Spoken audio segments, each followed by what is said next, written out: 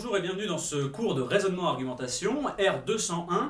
Aujourd'hui, nous allons traiter les problèmes classiques de l'épreuve. J'entends par là les problèmes de calendrier, les problèmes de famille et les problèmes de menteur. Ce cours fait partie du programme Battre le Tage-Mage, qui est un programme gratuit de préparation au Tage-Mage, qui comporte 50 cours, 6 tests blancs et des milliers d'exercices. Vous pouvez télécharger les questions que nous allons aborder dans ce cours, ainsi que le reste du programme, avec les liens qui s'affichent à l'écran.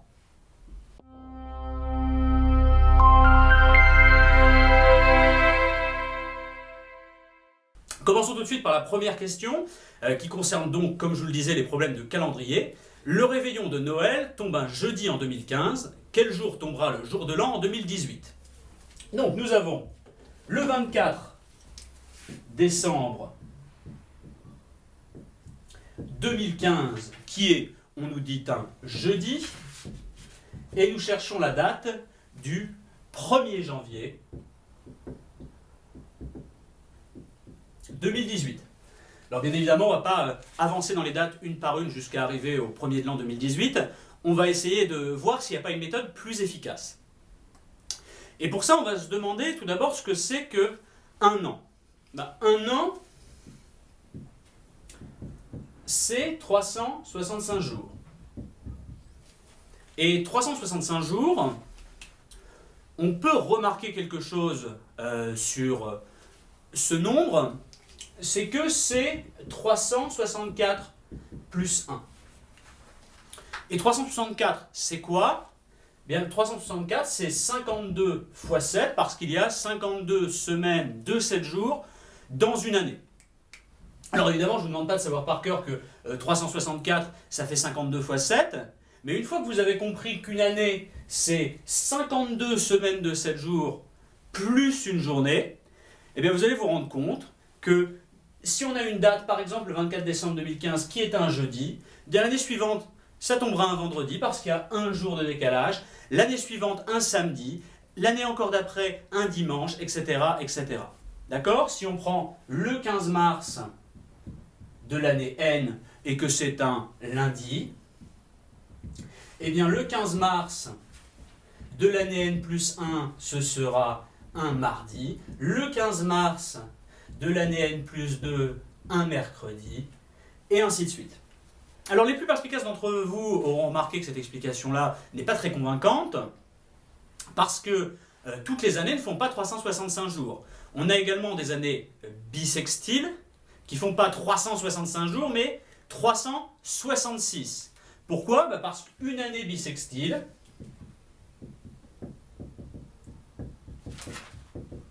c'est 52 semaines de 7 jours, plus 2 jours, 366 jours. Autrement dit, si j'ai le 15 juin N, le 15 juin N plus 1 et le 15 juin N plus 2, et que l'année N plus 1 est bissextile, on va noter ça d'une petite étoile.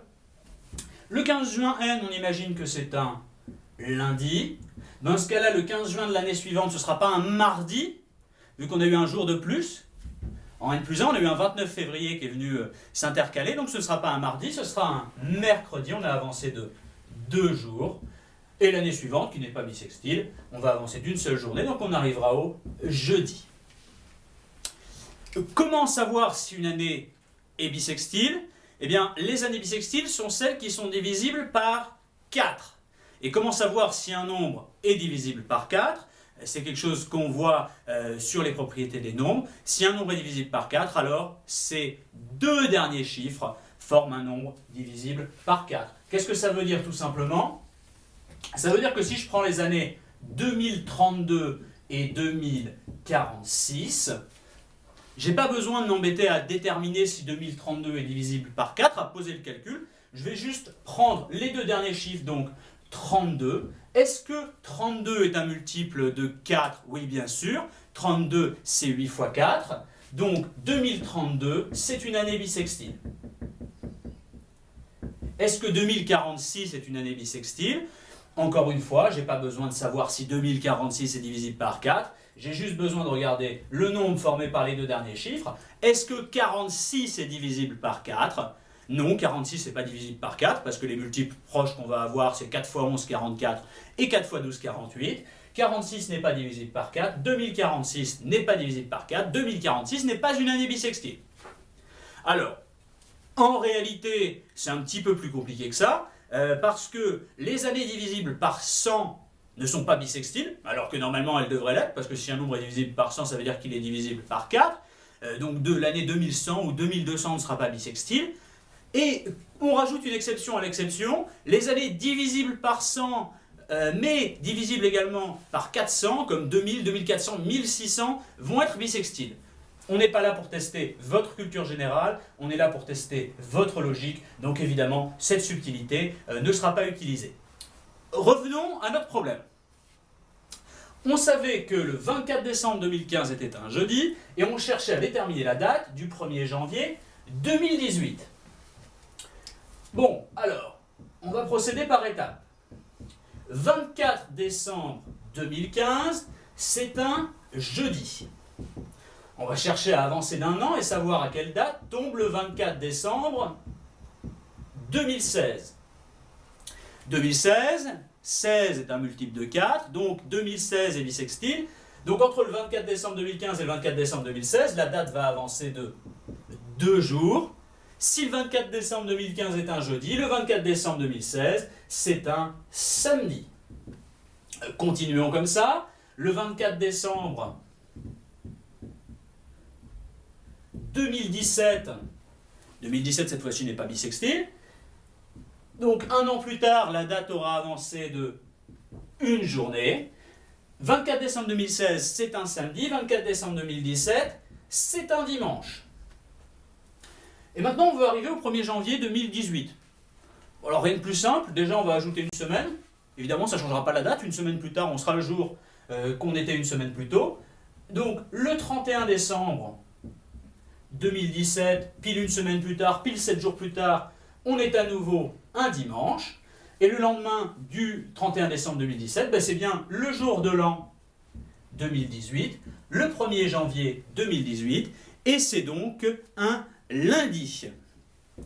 Lundi, c'était la réponse A. Alors vous voyez qu'évidemment ici on détaille, mais c'est une question que vous allez devoir savoir traiter en 20 secondes, 30 secondes, et qui va justement permettre aux candidats bien préparés de gagner du temps pour les questions un petit peu plus compliquées. Question suivante, toujours sur les calendriers. Le 26 février 2015 était un lundi. Quel jour sera le 26 février 2016? Alors attention à ne pas répondre trop vite à celle-ci. On nous demande quel jour sera le 26 février 2016, sachant que le 26 février 2015 est un lundi.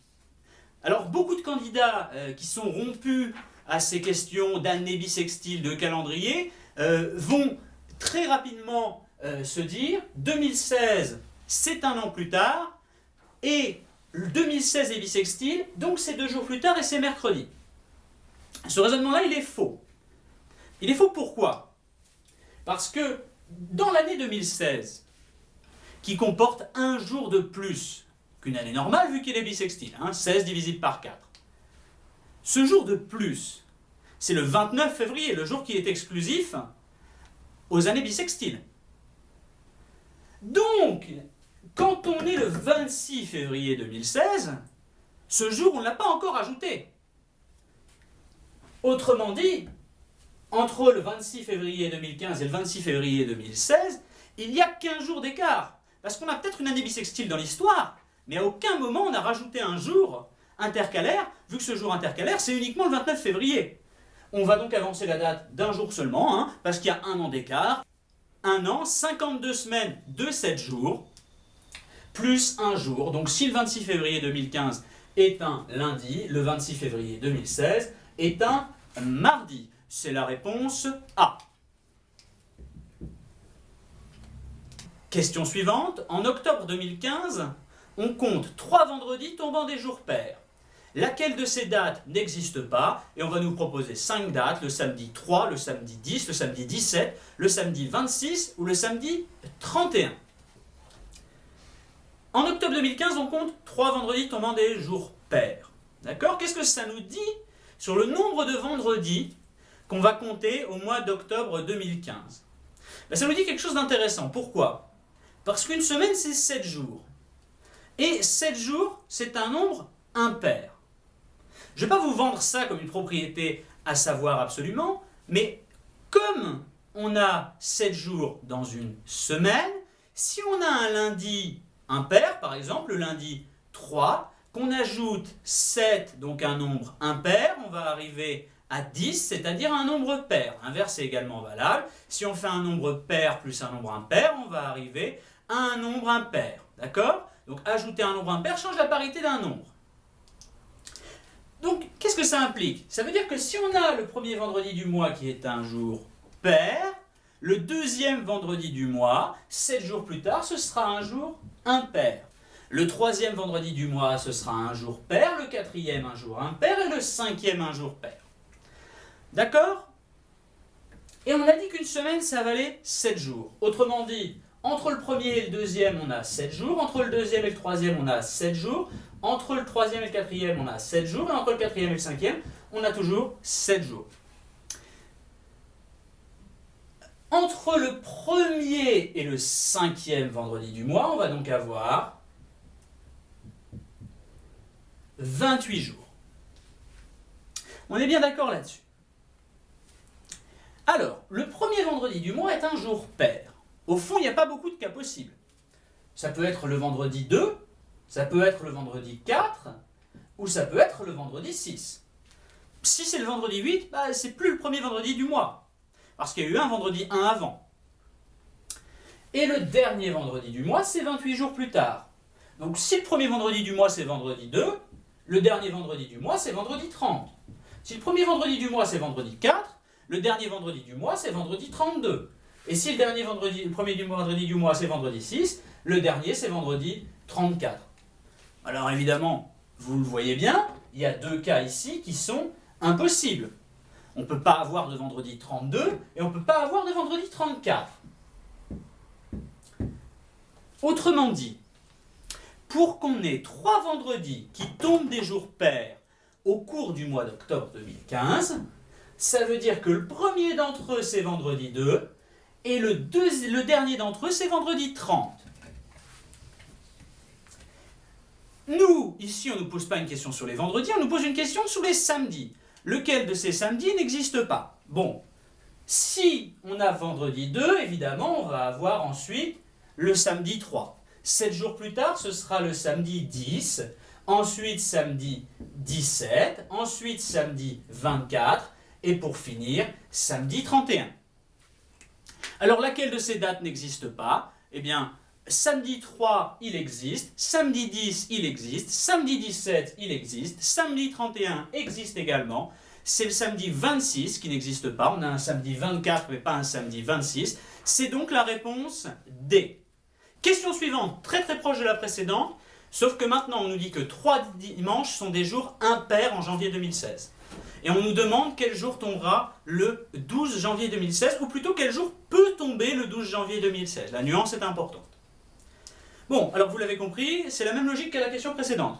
Si 3 dimanches tombent des jours impairs, ça veut dire que le premier dimanche sera un jour impair, le deuxième un jour pair, le troisième un impair, quatrième impair et cinquième un impair. On va refaire exactement les mêmes cas que tout à l'heure. Soit le premier dimanche, c'est le dimanche 1, le dernier dimanche, il est 28 jours plus tard et c'est le dimanche 29. Deuxième cas, le premier dimanche, c'est le dimanche 3, et 28 jours plus tard, on arrive au dimanche 31. Dimanche 5 et dimanche 33. Et enfin, dimanche 7 et dimanche 35. Même logique que tout à l'heure, évidemment, on ne peut pas avoir de dimanche 33 et on ne peut pas avoir de dimanche 35. Alors, cette fois-ci, on a deux cas qui sont peut-être possibles. On a ce premier cas, dimanche 1 et dimanche 29, et on a le deuxième cas, dimanche 3 et dimanche 31. Est-ce que les deux cas sont possibles ou pas? On va se poser la question. ils sont possibles si le mois de janvier 2016 comporte 31 jours. Et c'est le cas, janvier est un mois de 31 jours. Donc on ne sait pas si dimanche 1 est le premier dimanche du mois ou si c'est dimanche 3. Et on nous demande de statuer sur la date du 12 janvier 2016. Bon, eh bien, regardons. Dans les deux cas. Premier cas, on a le dimanche 1. Si on a le dimanche 1, 7 jours plus tard, on est dimanche, donc on a dimanche 8, lundi 9, mardi 10, mercredi 11 et jeudi 12. Donc le 12, ça peut être un jeudi. On va regarder notre cas numéro 2. Si on a dimanche 3, alors le dimanche suivant, c'est dimanche 10, lundi 11 et mardi 12. Le 12 janvier 2016, c'est donc soit un mardi, soit un jeudi. Ici, les propositions qu'on a, c'est mercredi, jeudi, vendredi, samedi ou dimanche. Pas d'hésitation, le 12 janvier 2016 peut être un jeudi. Réponse B. Passons maintenant aux questions de famille. Une première question, très classique, qui est le père du père du fils, du père du fils de mon fils? Et comment on va traiter ces questions-là? Eh bien, on va les traiter en remontant l'information, donc de la droite vers la gauche. Comment ça, remonter l'information? Eh bien, le fils de mon fils, par exemple, c'est mon petit-fils, d'accord? Donc, je peux remplacer du fils de mon fils par de mon petit-fils. Donc la question qui est le père du père du père du fils de mon fils est égale à la question qui est le père du fils, du père de mon petit-fils. On va continuer tranquillement de remonter comme ça. Qui est le père de mon petit-fils? Le père de mon petit-fils, c'est mon fils. D'accord? On a encore une fois simplifié la question. On la reprend encore un niveau en dessous. Du fils de mon fils. Le fils de mon fils, c'est bien mon petit-fils. Et là, on a déjà beaucoup simplifié la question, vu qu'on est à qui est le père du père de mon petit-fils. Le père de mon petit-fils, qui c'est? C'est mon fils. Le père de mon fils, c'est moi, on va mettre de moi avec des guillemets. Et le père de moi, c'est mon père, tout simplement. Voilà, on a réussi à remonter rapidement l'information et à conclure que cette personne, le père du fils de mon fils, c'était tout simplement mon père. Réponse B. On pouvait voir le problème d'une manière un petit peu plus mathématique, d'accord? Et tout simplement se demander quelle était la génération de ce personnage. On reparlera des générations dans la question suivante, mais un petit avant-goût. Disons qu'on note les générations de manière mathématique, c'est-à-dire que la génération du dessus c'est plus 1, et la génération du dessous, c'est moins 1. Quand on dit le père, eh bien on va gagner une génération. On va être une génération au-dessus de ce qu'on était précédemment. Du père, encore une génération au-dessus. Du père, une génération au-dessus. Du fils, une en dessous. Du père, une au-dessus. Du fils, une en dessous. Et du fils, une en dessous. On a transformé ce problème un petit peu coriace en une simple ligne de calcul qu'on va pouvoir évidemment simplifier aisément. Plus 1, moins 1, on élimine. Plus 1, moins 1, on élimine. Plus 1, moins 1, on élimine. Il nous reste plus 1. Autrement dit, dès la lecture de cet énoncé, si on l'a lu en comptant de manière mathématique dans notre tête, on sait que la personne est une génération au-dessus de moi. Mon grand-père, évidemment, il est 2 générations au-dessus de moi. Moi, je suis à la même génération. Mon fils, une en dessous. Mon petit-fils, 2 en dessous. La seule personne parmi les 5 qui est de la génération au-dessus de moi, c'est mon père. Réponse B. Question suivante où on va vraiment exploiter à fond cette idée de génération. Qui peut être la femme du petit-fils, du père, de la mère, du beau-frère, du mari, de la belle-sœur, du grand-père, du petit-fils de ma mère? Évidemment, de tête, celle-ci, on peut pas la trouver directement, à la simple lecture. Alors, on va noter. Alors là, raisonner en termes de génération est indispensable. Pourquoi? Parce que si on essaie de reformuler, de traduire l'énoncé, on va rapidement arriver à un nombre extrêmement important de traductions. Pourquoi? Parce que si on prend le petit-fils de ma mère, c'est peut-être mon fils, mais c'est peut-être aussi mon neveu, ou par exemple, le fils d'un cousin. Et quand on continue comme ça, son grand-père, donc le grand-père du petit-fils de ma mère, c'est peut-être mon père, mais c'est peut-être aussi mon beau-père, le beau-père de mon frère, beau-père de ma sœur, père d'un cousin, beau-père d'un cousin, etc., etc. Hein? On imagine bien quand on va remonter jusqu'au début de l'énoncé, on aura des centaines, peut-être même des milliers de possibilités. Donc la seule approche possible, c'est de se demander dans quelle génération est située la personne dont on parle. Pour ça, soit on peut le faire de manière un petit peu mathématique, comme on l'a vu tout à l'heure, soit si on est moins à l'aise avec ça, on va essayer de le représenter de manière graphique. Alors comment on va représenter de manière graphique? On va dessiner des lignes, un petit peu comme celles qu'on pourrait retrouver sur un arbre généalogique, et on va se déplacer entre ces lignes, en partant évidemment de moi, vu que le dernier terme c'est ma mère, donc la personne qui sert de référence dans cet exercice ici c'est moi. D'accord? Et on va remonter, tout comme on a pu remonter pour l'exercice précédent. De ma mère, donc ma mère, elle est une génération au-dessus de moi. Le petit-fils, il est 2 générations en dessous. Son grand-père, 2 au-dessus. La belle-sœur, c'est le même niveau. Le mari, toujours le même niveau. Le beau-frère, toujours le même niveau. La mère, un niveau au-dessus. Le père, un niveau au-dessus. Le petit-fils, un niveau en dessous. Sa femme, un niveau identique. Et sa fille, un niveau encore en dessous.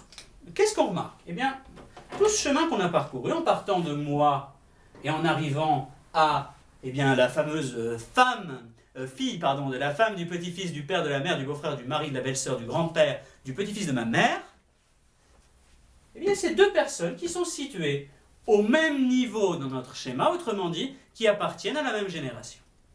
Les réponses sont ma femme, ma mère, ma tante, ma belle-mère ou la cousine de ma mère.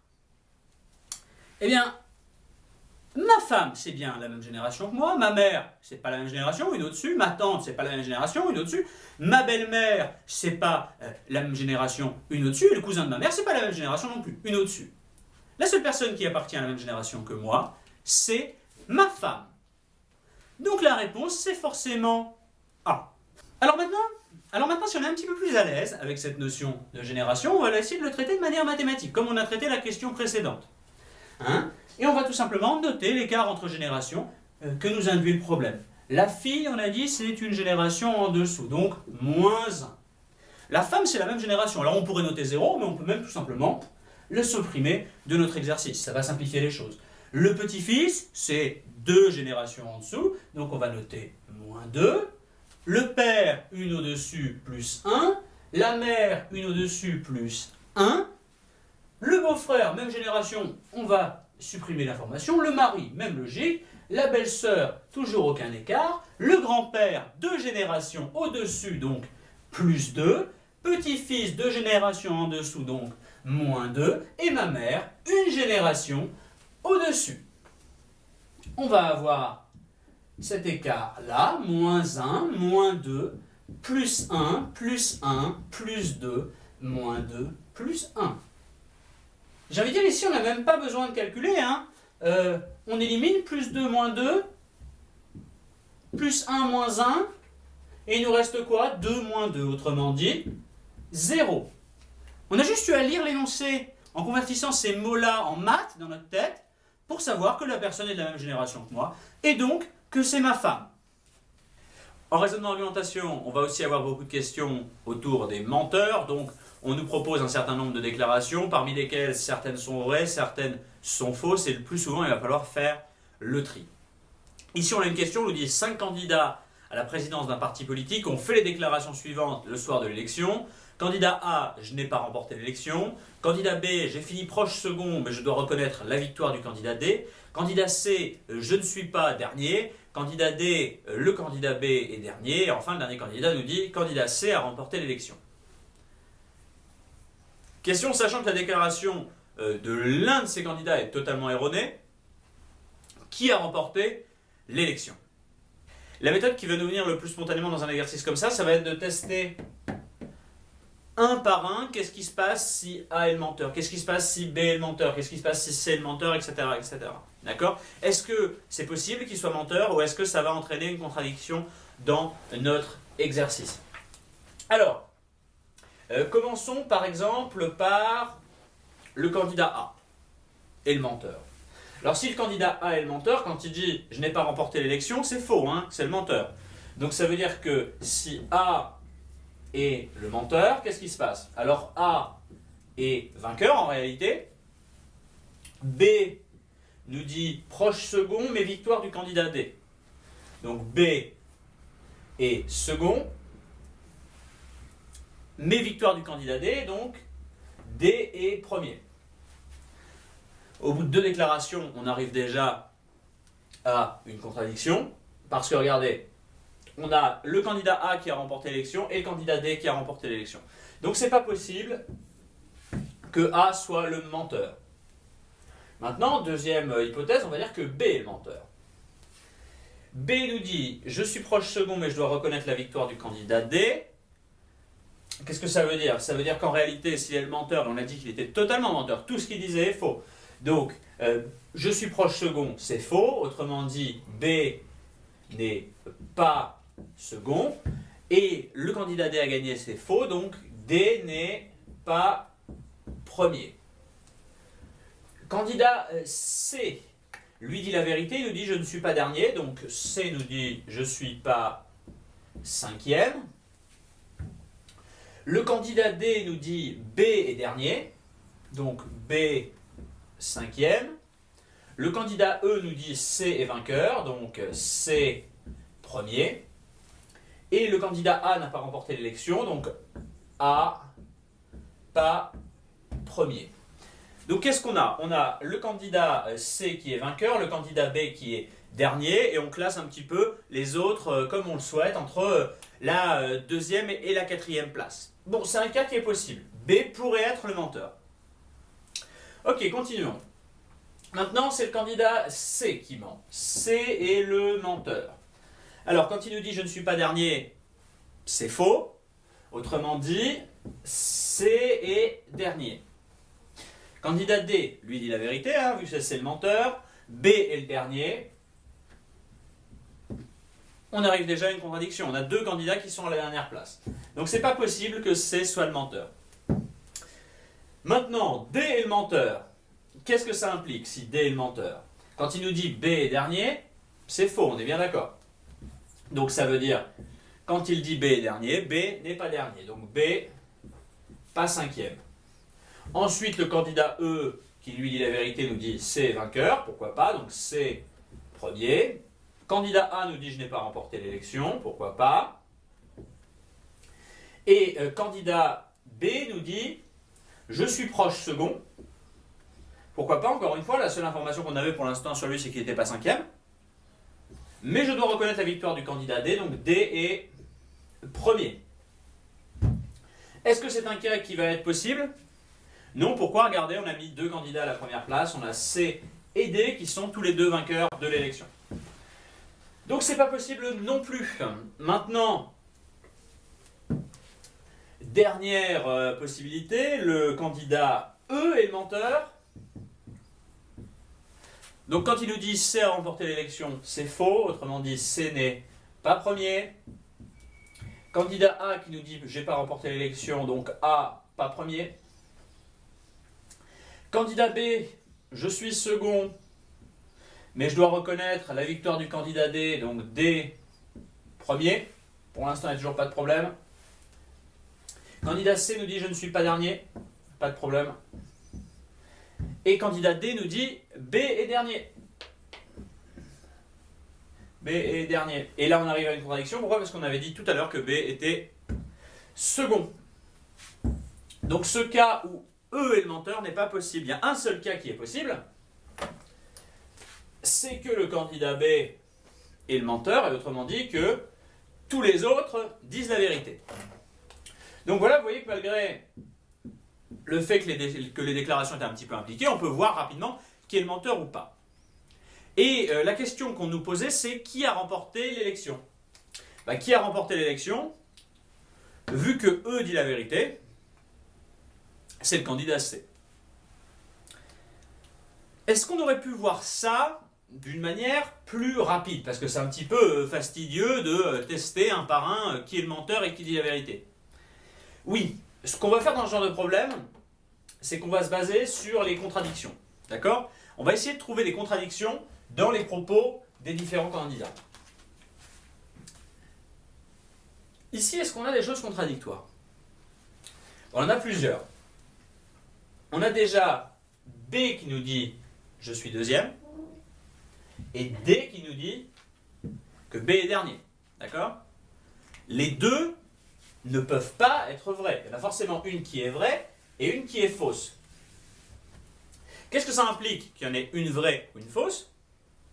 Que c'est soit le candidat B qui ment, soit le candidat D qui ment. En tout cas, il y en a forcément un des deux qui ment, vu que leurs déclarations sont contradictoires. Est-ce qu'on a autre chose dans ce style-là? Oui, tout à fait, regardez. B nous dit le candidat D a remporté l'élection, et E nous dit que c'est le candidat C. Donc deuxième contradiction, soit B ment, soit E ment. Alors quand on combine un petit peu ces deux propositions-là, on voit bien que comme il y a un seul menteur, c'est le candidat B. On pourrait même ne pas en avoir besoin. On sait dès le départ que c'est soit B, soit D qui ment, en identifiant cette première contradiction. Et autrement dit, qu'est-ce que ça veut dire? Si je dis soit B ment, soit D ment, ça veut dire que A, C et E disent forcément la vérité, et E nous disait quoi? C est vainqueur. C'est comme ça qu'on traitera ce genre de question de menteur pour être plus efficace. Dernière question autour des menteurs, et dernière question de ce cours. 5 élus locaux ont déclaré lors d'un congrès: premier élu, je suis maire de Garches, aucun d'entre nous n'est maire de Châtillon. Donc, Garches, aucun, Châtillon. L'élu B a déclaré: je suis maire de Boulogne, aucun d'entre nous n'est maire de Suresnes. Donc, Boulogne, aucun, Suresnes. C, je suis maire de Clamart, aucun d'entre nous n'est maire de Levallois. Clamart, aucun d'entre nous n'est maire de Levallois. D, je suis maire de Levallois, aucun d'entre nous n'est maire de Bagneux. Je suis maire de Levallois, aucun Bagneux. Et enfin, dernier élu, l'élu E, je suis maire de Châtillon, aucun d'entre nous n'est maire de Colombes. E, Châtillon, aucun Colombes. Sachant que la déclaration de 2 de ces élus est intégralement erronée, aucun d'entre eux ne peut être maire de Nanterre, Suresnes, Levallois, Bagneux en 2. Donc ici, plus compliqué que la première, parce qu'on a 2 menteurs. Imaginez le temps qu'on passerait à composer toutes les hypothèses. D'accord? Il y en aurait plusieurs dizaines. A ment et B ment, A ment et C ment, A ment et D ment, etc., etc. Alors bien entendu, ce n'est pas ce qu'on attend de nous. Ce qu'on attend de nous, c'est plutôt de trouver les incohérences. Est-ce qu'on en trouve des incohérences dans cet énoncé? Oui, on en trouve, regardez. Première incohérence. Le candidat A nous dit « aucun d'entre nous n'est maire de Châtillon ». Et l'élu E nous dit « moi je suis maire de Châtillon ». D'accord, on a une première incohérence. Qu'est-ce qu'elle nous dit, cette incohérence? Soit A ment, soit E ment. L'un des deux est forcément un menteur. Est-ce qu'on a une deuxième incohérence? Oui, exactement du même type d'ailleurs. Le candidat C nous dit « aucun n'est maire de Levallois ».